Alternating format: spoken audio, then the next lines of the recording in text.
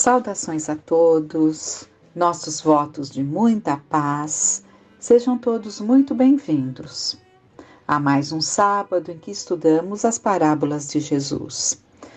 Dando continuidade, então, no aprofundamento de alguns conceitos trazidos por Severino Celestino da Silva, continuando então as análises que ele nos traz das parábolas de Jesus, nos explicando os porquês de certos termos, as razões de certos costumes que se deram na época do Cristo aqui encarnado.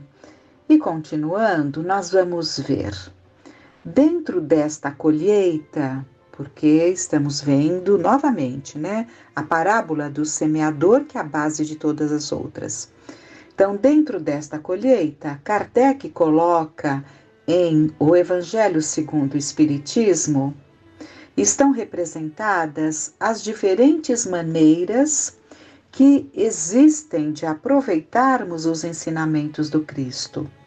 Para alguns espíritas, a quem Kardec se dirige, isto é objeto de curiosidade, porém outros são indiferentes às comunicações dos espíritos. A grande maioria aplica os ensinamentos em si e nos outros, mas são poucos os que produzem frutos. E seguimos encontrando metáforas maravilhosas que têm muito a ver com a justificativa de um agricultor não estar ali, mas sim um semeador. É um semeador da mensagem que é a palavra e o ensinamento, Então, ele está se reportando ao fato das sementes que são jogadas em solo infértil, digamos, se reportando também aqui no Evangelho que quantos se prendem mais a curiosidades, quantos são indiferentes às comunicações.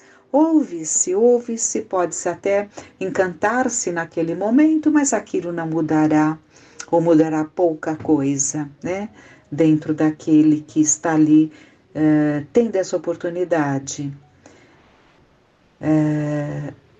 Então, a grande maioria, como foi dito, aplica os ensinamentos em si e nos outros, mas poucos dão frutos, Então, os frutos, justamente, essa condição de assimilar, receber a semente, fazer com que ela se firme através da nossa convicção, e que depois dê frutos, que isso que nós conseguimos semear em nós dê frutos. Este é o propósito.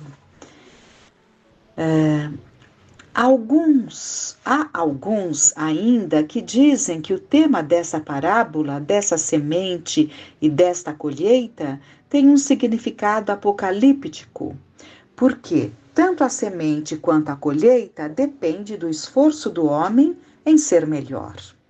O homem precisa praticar, receber e se tornar perante essa semeadura um solo fértil, como é colocado por Jesus. Por isso é importante que nos esforcemos para não fazer parte das 3 tentativas que não deram certo. É assim que, na condição em que ele estava semeando para a alma, entendamos perfeitamente o local em que caíram cada uma dessas sementes. A partir desse contexto, vamos analisar por que cada uma dessas sementes não frutificou. E ele traz então a passagem novamente. Ao semear, uma parte da semente caiu à beira do caminho, e as aves vieram e a comeram. Isso nós temos em Mateus, no capítulo 1, no versículo do 3 ao 4. Vamos começar a análise deste versículo trazendo alguns aspectos da Galileia, tais como seu contexto histórico e cultural, e um pouco de sua geografia. O relevo em Israel não é muito plano, principalmente mais ao norte do país. Ao norte do Mar da Galileia estão situadas as colinas de Golã, Jerusalém, mais para o sul, possui montanhas e montes. Como dito anteriormente, o Mar da Galileia está 250 metros abaixo do nível do mar, mas possui muitos montes à sua volta. O Sermão do Monte, inclusive, foi ministrado na Galileia. Essa geografia acidentada faz com que a Galileia seja dividida entre Alta e Baixa Galileia. Quando alguém com conhecimento em agricultura resolve plantar algo nessa região, ele sabe que se o fizer em uma montanha e vier chuva, ela varrerá a plantação. Por isso, os agricultores fazem curvas de nível. No entanto, as curvas de nível da época de Jesus não eram como as de hoje em dia. A construção de jardineiras de pedra fazia parte da cultura deste povo. Eles amontoavam pedras, criando um local em que, quando a água descesse, a terra ficaria represada. E ali se tornaria um pequeno campo. Um campo podia demorar séculos para ser criado. Todos que moravam na aldeia precisavam pegar um caminho que subisse para esses campos. Esses campos, entretanto, não pertenciam a uma única pessoa. Eles pertenciam a todos. Havia uma estrada de servidão comum, pela qual todos subiam, pela qual todos passavam. O caminho falado na parábola é este caminho pelo qual todos passavam. Ora, um agricultor experiente não jogaria uma semente no meio deste caminho, pois ela provavelmente não brotaria, e se brotasse, atrapalharia o trânsito de outras pessoas. No entanto, a sua esperança é tão grande de que a misericórdia divina germine e que suas palavras consigam tocar o coração dos outros, que ele joga a semente à beira do caminho. Então, na verdade, quem está jogando é o semeador, porque o agricultor não jogaria uma semente à beira do caminho. Ele saberia exatamente onde jogar, mas o semeador, o que propaga essas sementes, este sim vai arriscar jogando no meio do caminho. Onde termina o caminho, começa o campo. A palavra no hebraico, deresh, pode significar caminho físico por onde se passa, mas também pode significar rota espiritual. Dentro do contexto histórico, existia fome e o povo queria comer. Por isso era necessário lançar sementes até o limite do campo, ou elas passariam mais fome ainda. Então, eles tinham que aproveitar o que pudessem ali para ter ali alimento para todo aquele povo. Essa realidade que se insere no contexto histórico, social e cultural também se apresenta no contexto espiritual, no qual há a misericórdia divina trabalhando. Mas então vem uma ave e leva essa semente. Por que o animal que vem é uma ave e não um camelo ou uma ovelha? Bem, ao estudarmos o texto bíblico, temos que criar uma relação com ele. Sugerimos perguntar para o texto: o que você está querendo me dizer? Já que é importante entendermos a relação de uma ave com esta parábola.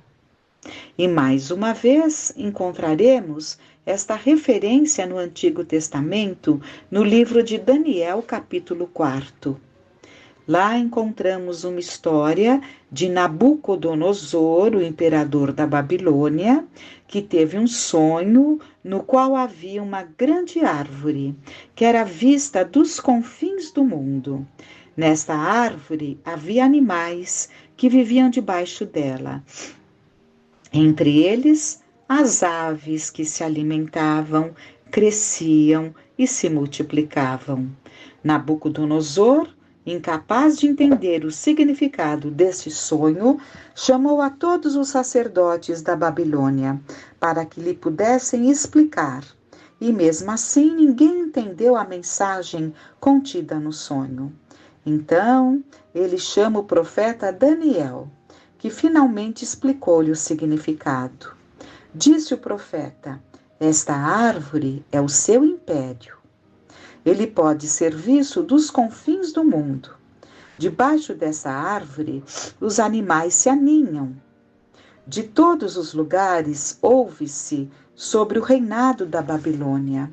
Mas você, Nabucodonosor, está alimentando única e exclusivamente a materialidade e a animalidade dentro da evolução anímica do espírito. Então, o Daniel explicou, né? Aquele sonho, aquela visão que o Nabucodonosor tinha tido, que ele estava alimentando a materialidade e a animalidade do seu povo, né?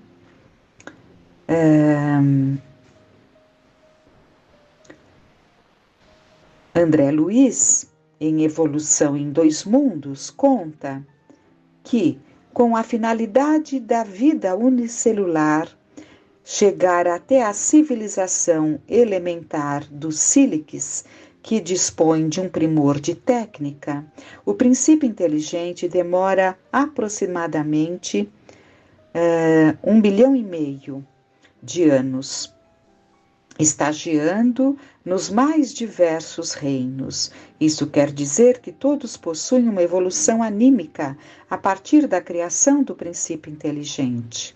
Com isso, podemos correlacionar a evolução do princípio inteligente com a casa mental de Calderaro, do livro No Mundo Maior.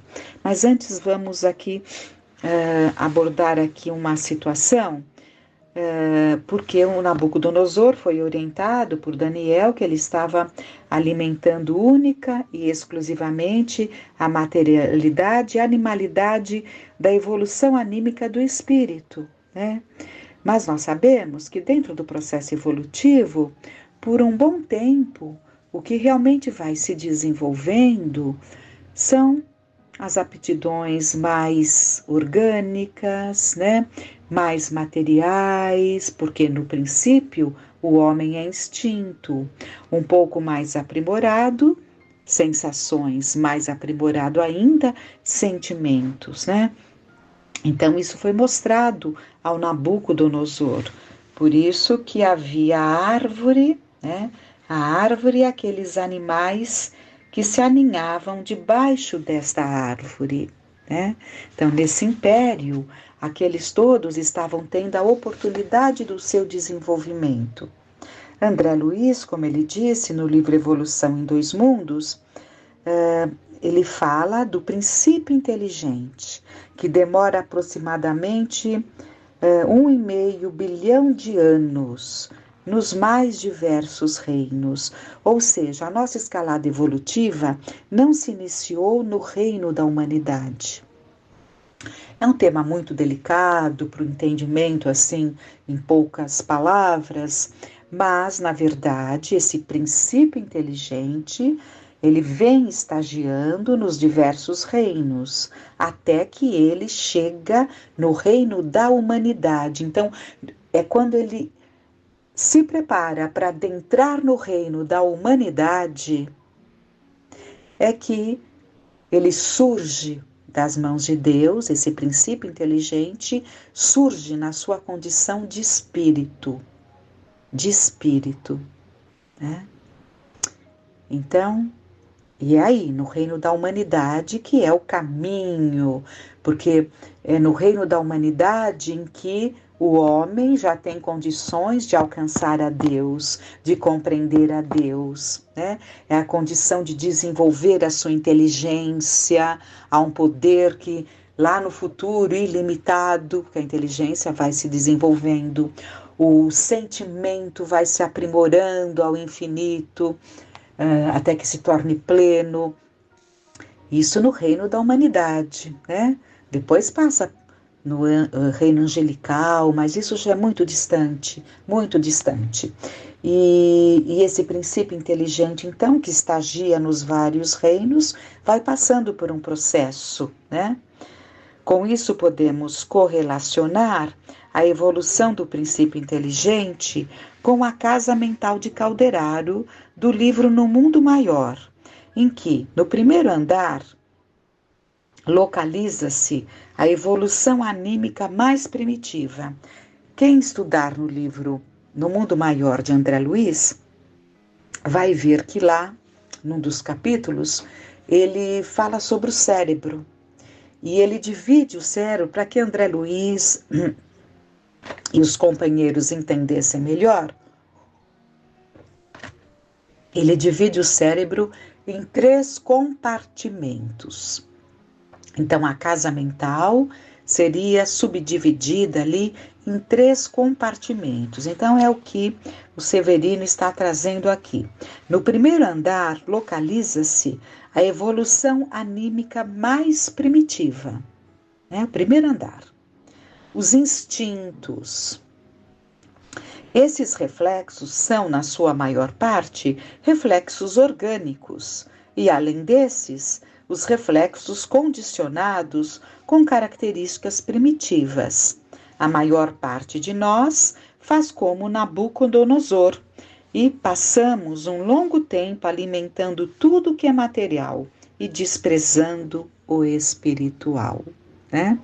Então, foi mostrado claramente a ele o que ele estava fazendo, alimentando a matéria, né? E a maioria de nós passa na vida como Nabucodonosor, né?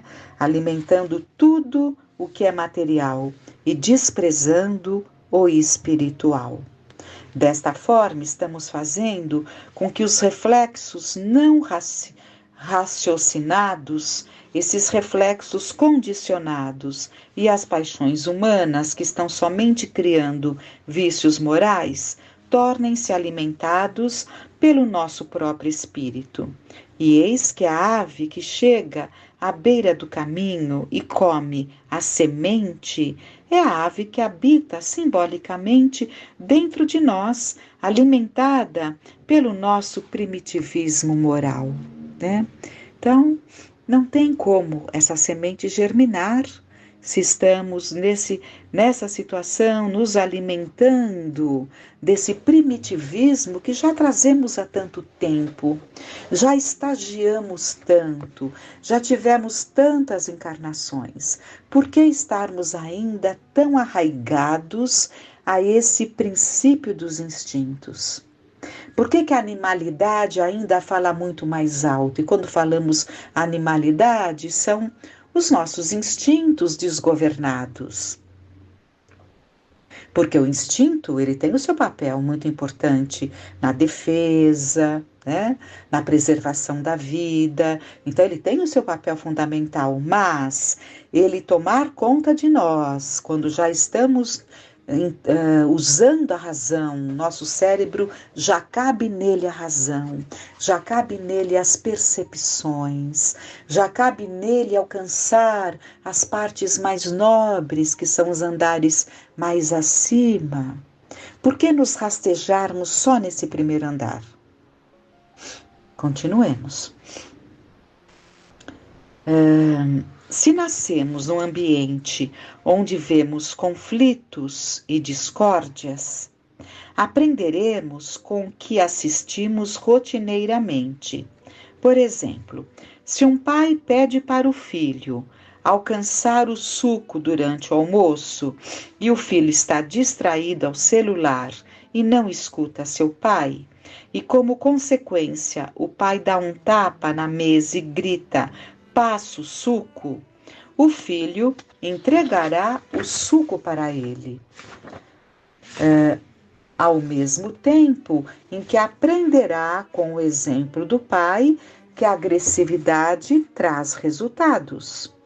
Provavelmente, ao chegar na escola e algum colega pegar seu brinquedo, o filho ficará bravo e talvez, inclusive, baterá na outra criança, pois foi assim que ele aprendeu que deve reagir. Assim, ele vai condicionando comportamentos e, em determinada situação da vida, quando depara-se com adversidades, responde com agressividade, mesmo sendo contra alguém que ama e sem ter a intenção de fazê-lo. E por que ele responde com agressividade, se não era aquilo que queria, né? Perguntamos, por que ele responde então com agressividade se não era aquilo que queria? Porque condicionou esse reflexo. Alimentou as aves e os animais do campo que vivem dentro dele. Apesar desta passagem ser uma metáfora, ela reflete a evolução anímica do espírito, a evolução da alma, na sua caminhada evolutiva. Então vejam a importância do exemplo, né? Então é tanto cuidado nesse preparo com as crianças, porque elas se condicionam depois a determinadas formas de ser e de agir, né? Aqui nós vimos que a criança vai aprendendo que a agressividade traz resultado. Então ela já passa a agir assim, até na idade adulta. Muitas vezes até não desejando agir assim, mas está condicionada por um reflexo, né? Reflexo condicionado a agir assim quando determinada situação ocorre. Da mesma forma, quando a criança é levada ali a barganhas para se conquistar alguma coisa, quando ela é levada para ter determinada coisa, uma recompensa, né? Então tudo isso às vezes é muito complicado, porque nós vamos ali ensinando aos nossos filhos que eles têm que cumprir com os deveres, devem cumprir com os deveres, mas logo depois está esperando ali uma recompensa. Então nós temos que ter muito tato na educação com os filhos, não é? Se você comer isso, as mães apavoradas que querem que os filhos comam, quando na verdade quem tem fome come, né? E muitos não comem justamente porque percebem toda essa ansiedade nas mães. Então, se essa criança percebe que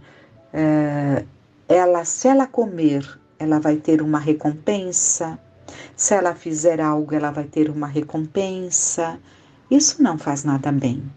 Não faz nada bem para o seu desenvolvimento. Então, temos que tomar muito cuidado. Mas vamos continuando, então. Desta forma, podemos compreender porque é uma ave na parábola. É a mesma palavra que o profeta Daniel usa e, portanto, Jesus está traçando um paralelo entre os dois ensinamentos, né? Jesus se utilizou muito do judaísmo, que era a religião do seu povo, né? Onde ele encarnou, para poder levar os ensinamentos. Então, buscou ali a mesma forma do Daniel, falando da ave, né? Jesus está traçando um paralelo entre os dois ensinamentos. Ele está dizendo, quando as sementes estão sendo jogadas, a bestialidade das pessoas está fazendo com que elas as desperdicem. Mais adiante, temos a explicação de Jesus para o capítulo 13, versículo 19 de Mateus. Ele diz assim: alguém ouve a palavra do reino e não a entende.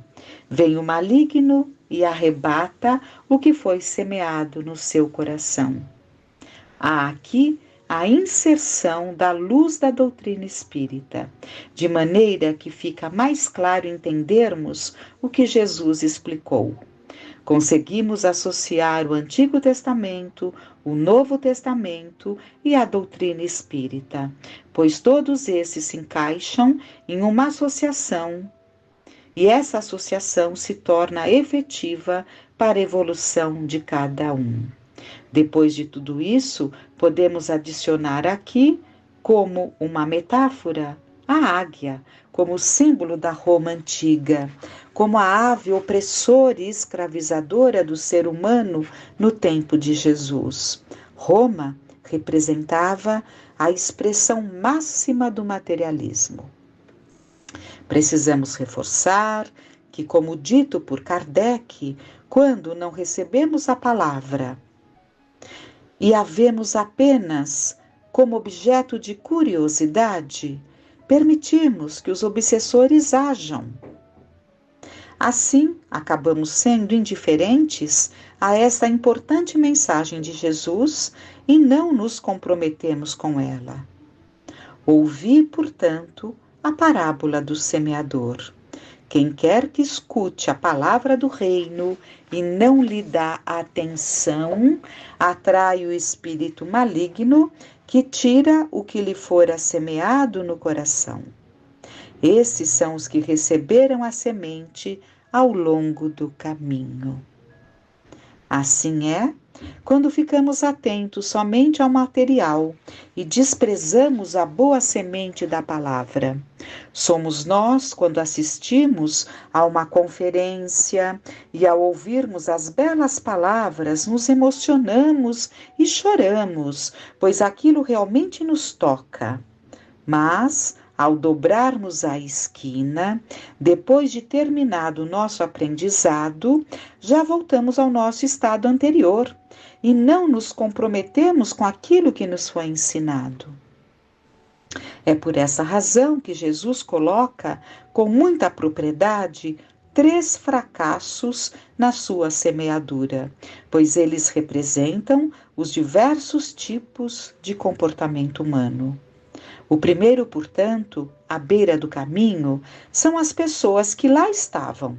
Ouviram o que Jesus tinha a dizer, se interessaram, mas ao sair de perto daquele barco, às margens do mar da Galileia, tornaram-se indiferentes e continuaram suas vidas como se nada tivesse acontecido, ou seja, não assimilaram os ensinamentos. Aquelas palavras de Jesus realmente caíram à beira do caminho da existência, do coração e da vida dessas pessoas. Elas estão muito mais ligadas às questões materiais do que às espirituais. Aquilo que Jesus chama de maligno ou o obsessor, na linguagem da doutrina, ou Satã, que é o opositor na visão judaica, na verdade não é um personagem, mas aquele que se opõe a uma ideia.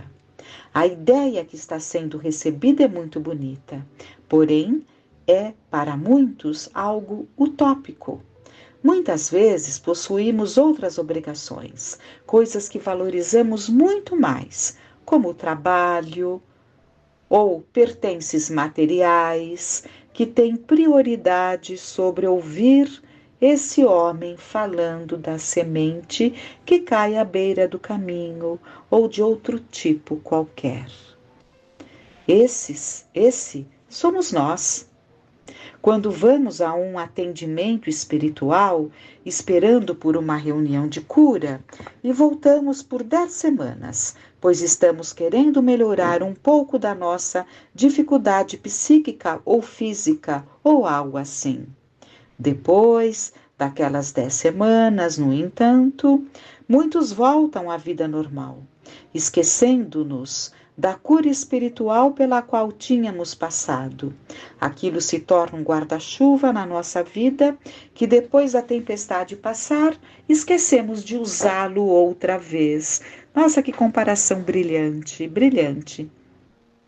O que se pode depreender disso é que a resposta do semeador foi uma resposta de um camponês que entendeu pelo lado material, mas não captou o sentido espiritual.